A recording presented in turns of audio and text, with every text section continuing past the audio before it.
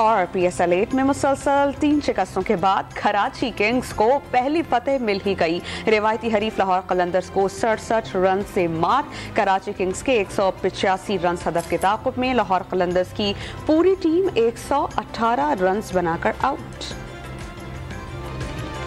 उमरकोट के इलाके ढोरो नारो की कलांकर झील में कश्ती उलट जाने से खातून और 5 बच्चे जाम हक।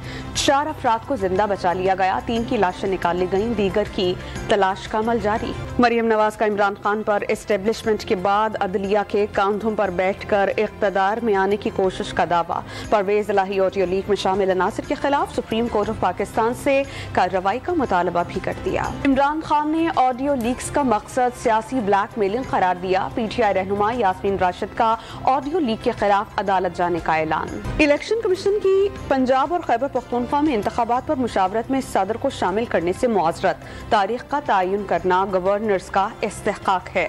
सदर आरिफ अलवी को जवाबी खत। मामले पर हातमी फैसले के लिए कल इजलास तलब।